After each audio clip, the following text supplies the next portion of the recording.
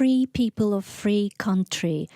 It's been 10 days since we started our war and fight. 10th day of hard work, one long night that doesn't give us any rest. Today is a Saturday. During the war, Saturday doesn't mean anything.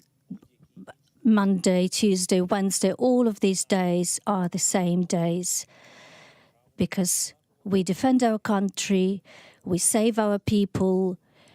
Our country doesn't have any weekends anymore. And it doesn't matter what day or date it is. I spoke to Emmanuel Macron, the French president, last night, and to Polish president, Mr. Duda. We speak every day, and I'm grateful to every single one of them for their support. I'm grateful to Andrew's wife, Agatha, and I believe they are our friends, our Polish friends. We managed to avoid the humanitarian crisis on the border, and thousands of Ukrainian women managed to get assistance.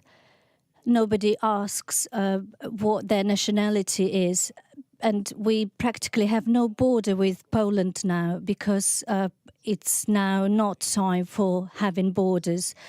And I hope we will be able to say soon to our people, come back from Poland, Hungary, Romania, because it's safe now and you can come back. We're already thinking about our future, all Ukrainians, how we're going to rebuild our cities, our economy. I spoke to the head of the International Bank, to the head of the International Monetary Fund, and other international financial institutions about support to Ukraine. There are already decisions made to provide assistance to Ukraine after the war, and these are only the first steps, first decisions. I spoke to the president of Turkey, to United Arab Emirates.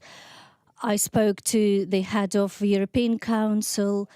I spoke to the head of the EU, to the president of the EU, and I'm grateful to many, many people who are everywhere in the world, Bratislava, Lyon, Paris. Different people in different cities came out into the streets to support Ukraine. I'm grateful to Americans and to support of people, just regular Americans who support regular Ukrainians, who demand increase in sanctions against the aggressor right now, who demand no-fly zone in Ukraine right now.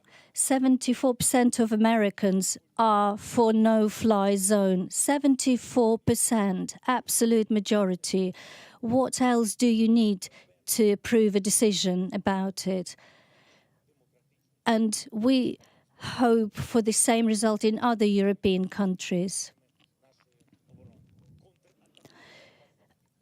Our armed forces do their best to hold on and protect Donbass, Kyiv, Chernihiv, Kharkiv, other places, and we do everything we can so that Russian soldiers see what we can do, something they didn't see in their worst nightmares. 10,000 soldiers already died. The soldiers who didn't even have an opportunity to understand why they were in a foreign country, what for they were fighting. Nobody explained that to them. Ukrainian people resisted and still resist everywhere, even in those areas where the occupiers managed to come through. Our people resist. They pick up the national flag and show to the soldiers of Russia that we will win. And